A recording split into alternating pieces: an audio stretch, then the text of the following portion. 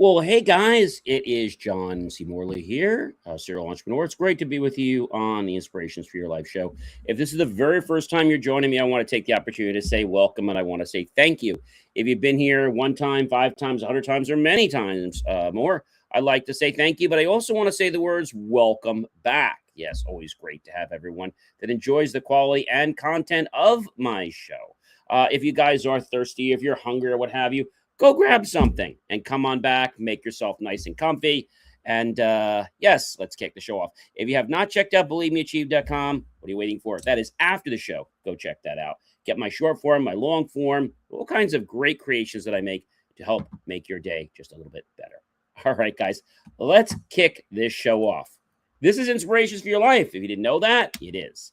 So our master topic for the week of Inspirations for Your Life is a very, very good one. We have lots of good topics, as you know, but this one this week, I think, is one that I believe is going to hit home for, I'm going to say, a lot of people. All right. And it's a good one. And that point is how focus shapes daily performance. Focus does shape our performance. And this is Inspirations for Your Life. And I am John C. Morley, serial entrepreneur, engineer, marketing specialist, video producer, podcast host, coach, keynote speaker, graduate student, passionate lifelong learner. And yes, guys, I'm so grateful now to be a published author. Yes, welcome everyone. So, how focus shapes our daily performance is what we've been talking about all week. And this episode explores how attention behaves under real conditions where pressure is present, interruptions, timing demands, and mental load constantly shifts. Instead of ideal focus states, we're examining real world performance moments where attention is, well, often tested, broken, recovered, and redirected in real time. What matters is not perfect focus. Everybody says, oh, I got to be perfect. Forget being perfect. But how quickly our attention stabilizes after disruption, right? It could be something as simple as a phone ringing, maybe a door slamming, maybe somebody else talking at the other end of the room, maybe somebody even ringing your doorbell or anything else. How quickly do you return from the abyss, that hole of being distracted, and back to normal life? So today, I'm not talking about perfect productivity systems or ideal environments. They don't exist. I'm talking about real life performance under movement, pressure, interruption, and unpredictability, which is our world. Because, ladies and gentlemen, force is not a static skill. Nope, guys. We keep learning every single day of our life. It is a recovery skill, and it is essential that we master this. So let's break it down together. You ready? Have a sip of your drink, have something to eat, and let's get going. All right, guys. So attention behavior that we need to be paying attention to. Attention collapse happens faster than awareness can track it. Let me say that again, because that was a mouthful. Attention collapse happens faster than awareness can track it. So we can basically fall down and I don't mean fall literally, I mean physically, in the sense of our mind, be detached. Most people only notice after performance drops. And guys, that is way too late to start making a change. That is being reactive instead of proactive. Number two, guys, micro interruptions. They happen every day. They change our decision direction without our permission, and they rob us of our freedom. Small inputs quietly redirect thinking. You might say, John, what is that one little thing going to do? Plenty, because it compounds over time. Number three, cognitive momentum is more fragile than effort. Yeah, guys, that's key. Once it's broken, restarting takes more energy than continuing. Let's talk about this for a second.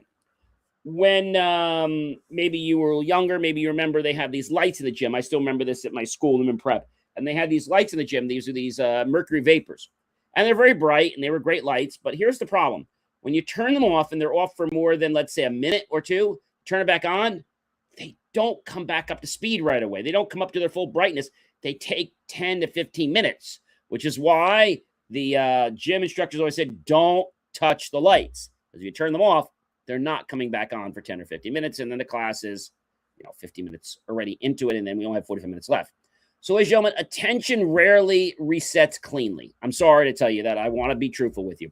It carries residue from the last interruption into the next task. Kind of like if you're trying to take, I don't know, a sticker off a desk. You can't really peel it off. You might need some glue gone or something else like that, right? Just not going to do it. And that residue is going to stick with us, not physically, but emotionally, right? Even if I asked you right now, go ahead and take that sticker off your car. Have you ever been in the parking lot and maybe, and this happened to a friend of mine, they had this big sticker plastered to their window, okay? And you basically need a hair dryer to take the darn thing off. And that alone, I think, is enough. Not just the fact that maybe you're going to get a ticket or towed, but that emotional toil of you having to go through the time, get a hair dryer, and literally try to remove it by, well, deemulsificating the glue, right? Creating a reverse chemical reaction. Number 5, decision quality is often delayed. Of the reaction. Now, not real-time thinking, guys. The mind lags behind the moment. The mind lags behind the moment. And that's important. Number 6, task identity shifts mid-execution. Without awareness, people think they are doing one thing while another is brewing. Number 7, mental switching leaves incomplete thinking loops. We talk this every day. It's not the fact that people aren't smart. It's not the fact that people don't have what they need to get it done. It's the fact that they keep trying to switch. They keep trying to multitask, right? Mental switching leaves incomplete thinking loops, and ideas remain partially processed, not finished. Number 8, pressure compresses attention into narrow focus windows. Thinking becomes shorter, but more intense. And I think when something becomes shorter, we think, oh, great, joy, right? But when it's more intense, it burns us out quicker.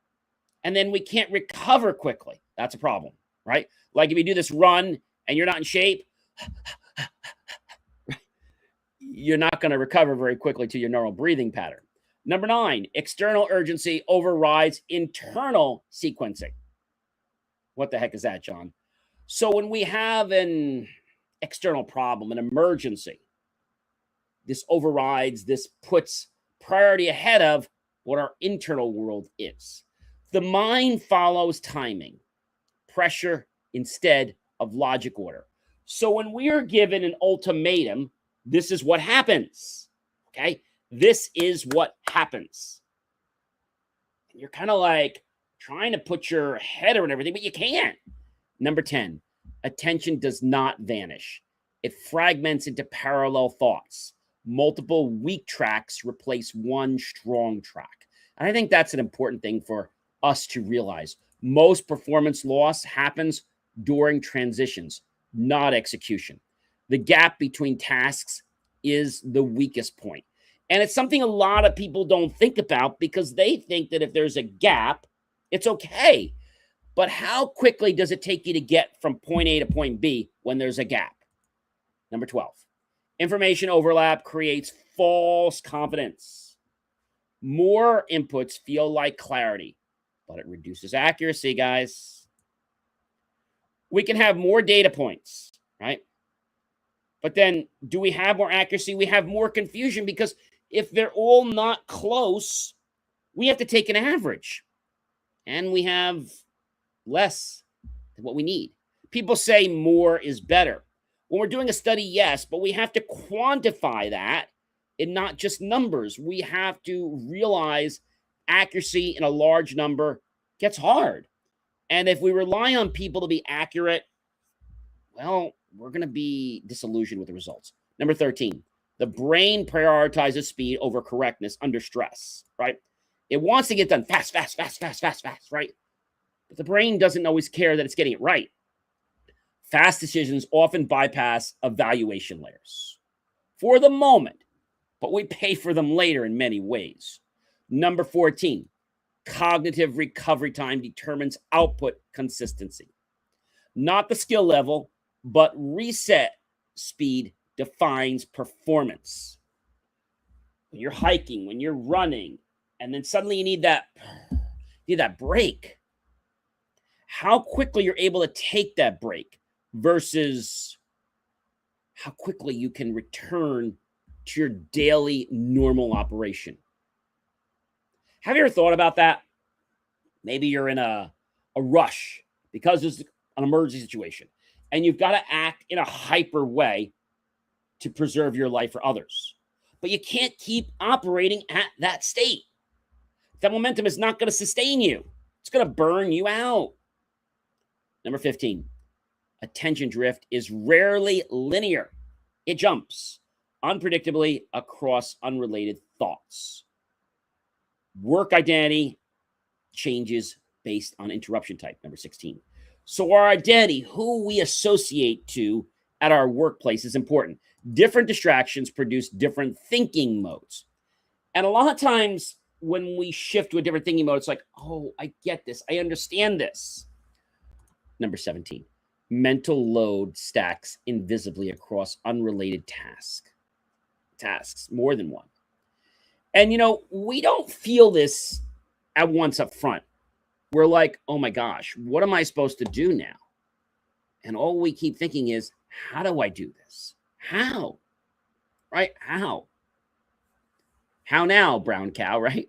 No pun intended. So burden increases without awareness of accumulation. And I do an experiment, an exercise in my workshops that I give. And we explain how being overwhelmed is something that eludes people. So I create something that overloads the mind, but with physical props and interactions. And people are like, oh, I get it. Now I know what I'm doing to myself, right? Now I know why I'm tired. Now I know why I'm not getting where I need to be. Now I know why everything is so foggy. Now I know why I can't put one and one together. Number 18, execution errors often originate before the action begins.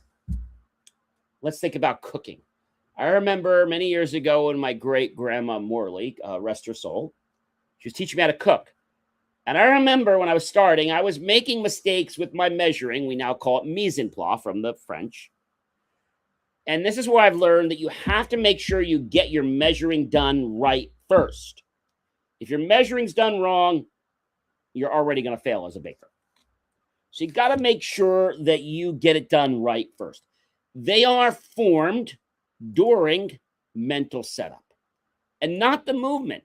Most people think this happens during the movement. It doesn't. It happens during the setup, during the mise en place of the cooking, during the preparation of your artwork, during the, let's say, the layout of your tools for the job.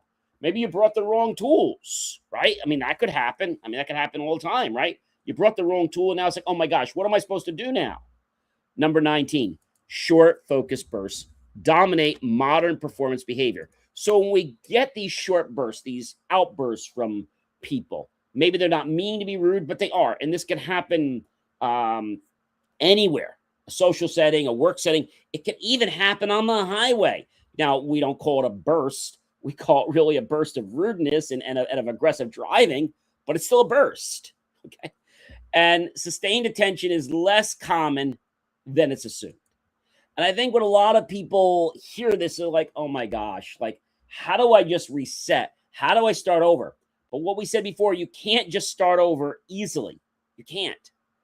Because you have something behind you that's causing a problem.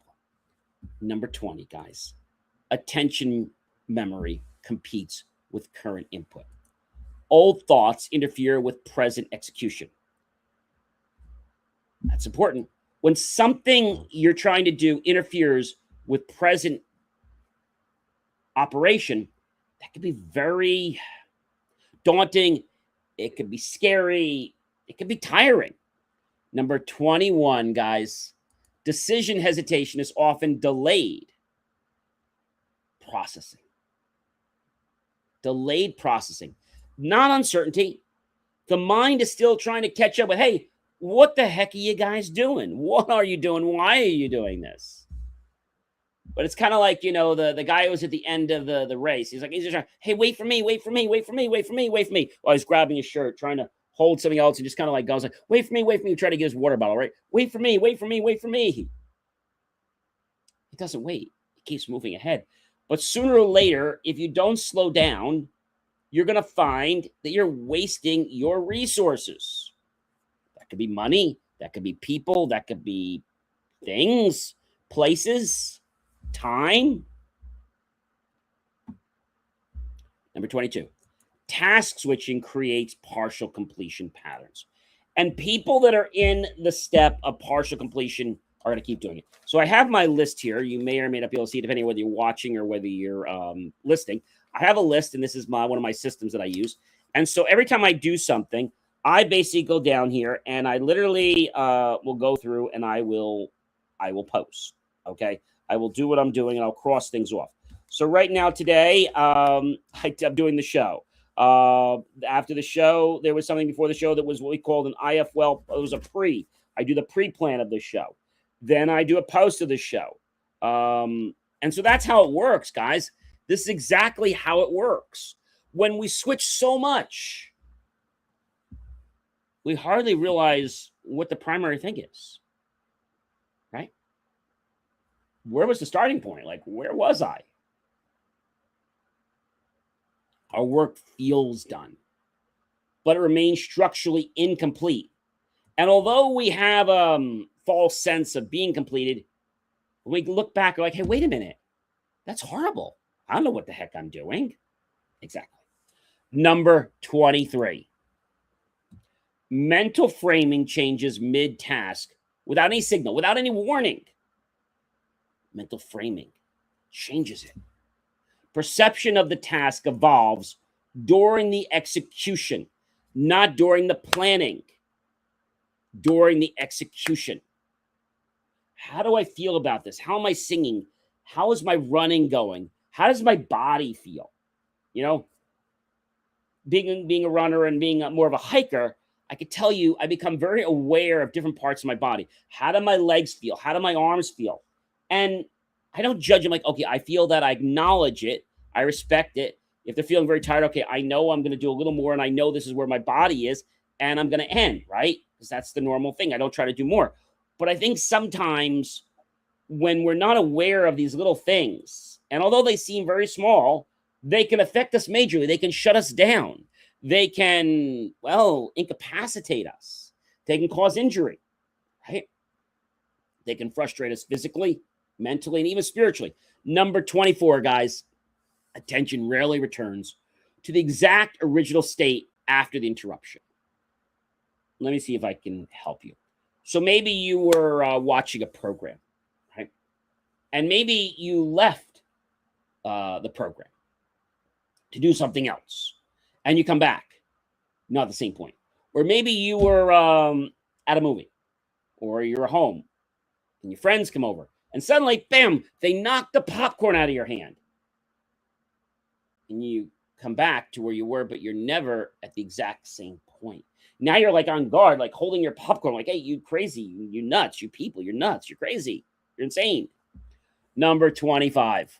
Real productivity is measured in recovery speed. Huh? What the heck are you talking about, John? Not continuous focus. How quickly you can switch back to the original plane.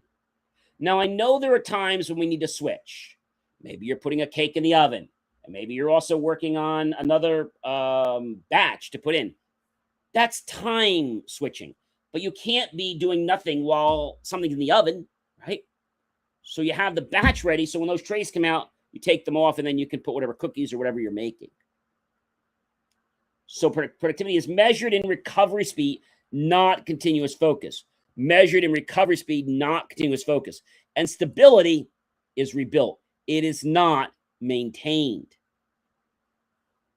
It is rebuilt. And the people trying to hang on to it don't understand that stability keeps morphing and changing. Some people get worse. Some people hopefully get better at their stability. Number 26. Environmental cues silently steer cognitive priority. Environmental cues. The brain reacts before conscious awareness responds. Let me give an example. You all probably remember the stove when you were younger, right? And you have your hand close to the stove. Maybe you didn't really pay attention to hot and cold and all that, and you touched something that was very hot. You quick pulled your hand back, like right away. before it got burned. Or maybe your hand was under a faucet and it got really hot. You're like, whoa, I pulled my hand away. They actually have a faucet now for disabled people that are able to tell when the water is going to be too hot that they could get burned. You see, they may not respond quickly to the temperature, but if we give them another stimulus like a light, like a red or a blue, the mind can constantly be watching. Oh, wait a minute, it's getting red. I better not touch that. So our cognitive brain is very smart, okay? But the brain reacts before the conscious is aware, before consciousness awareness responds. It's like, boom, just pull it right back because of a previous interaction. Now, if it happened the first time, bam, right, pulls it right back. But if I do it again, I come close. Oh, I'm not even going near that. I know that's hot. I must burn my hand last time, right? We remember that situation. And even though that might be negative, it's going to help us so we don't burn our hand. Right? It could happen with somebody else. I know people who have, they've cut their fingers or something, right? And now that sounds like something pretty easy to avoid, but hey, they weren't paying attention. So now they're going to be very conscious of what position the blade is in and being very careful how they check things. This happens to people slicing onions or fruit. They don't realize it. They don't have an auto cutter like I do. But even when I'm doing things manually in the kitchen and I'm chopping things, I'm cognizant of where my fingers are all the time. And that awareness creates a trust in our body.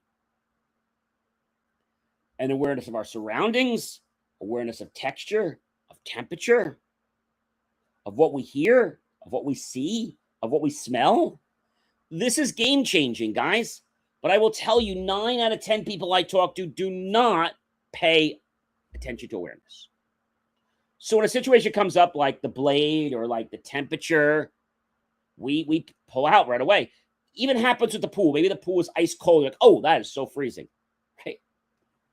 Now, every time you go near that pool, this time of year or that time of day, you're like, oh, wait a minute. I got to be careful before I get that pool was so cold, almost froze to death. I mean, not really, but people exaggerate. They over-exaggerate things. So the brain reacts before the conscious awareness responds. So our brain is designed to keep us safe. Okay? It's not designed to make us succeed. That we have to push at. We have to retrain our brain to say, hey, I can do that. That's okay. Number 27. Execution quality depends on the interruption history. Remember the movie I Love Lucy, right? And she was with Ethel and they were doing the chocolates on the line. The execution depends on the interruption history. Well, finally, she just was taking the chocolate, putting it down her shirt like it was becoming a mess. But you probably could think of a task that you've been involved in and know that the quality of it depends on how many times or whether you're interrupted or not. That could be something as simple as baking. It could be something as easy as anything you do. But interruption of any point will preclude the quality of the execution. So bottom line is, don't get distracted, okay? Because when you get distracted, you have to recenter yourself. You have to reorient yourself, right? What happens when you use like a scale? We have counting scales. And if this counting scale is not calibrated and you put stuff on it, well, guess what happens? It doesn't work properly. Doesn't work properly because it hasn't recalibrated. Number 28, guys. Attention is reactive by default. It's not controlled by default. It is reactive. Control is learned, not automatic.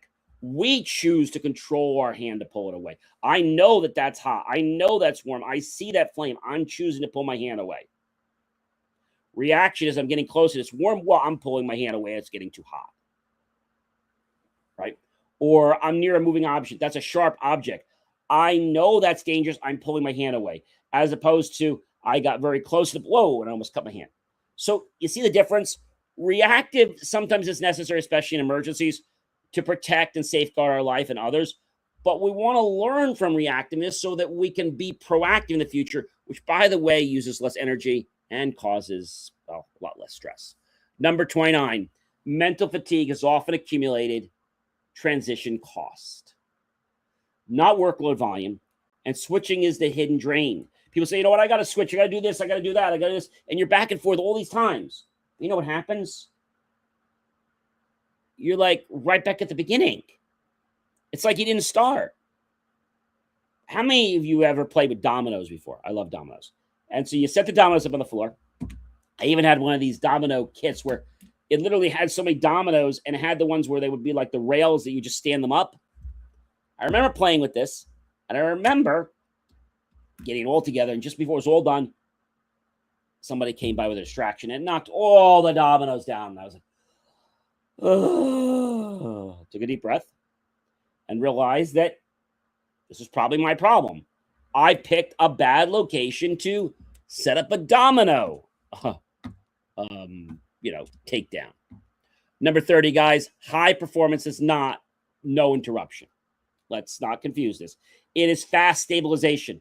Everyone's going to get interrupted. Everyone's got to learn a pattern. Everyone's got to figure out, hey, this isn't the right way. This isn't the right spot, right? You have to know how quickly you can recover. Recovery defines the control. When we learn how to master recovery, we learn how to become successful. So don't think because you're having these moments that you're never going to be successful. Absolutely not. The people that have these moments and the people that become aware of these situations are the ones that prosper in their lives and help others to prosper too. Number 30, closing it out here. The real takeaway for today is this. Performance is not about perfection attention. It's not about perfect attention. It's not.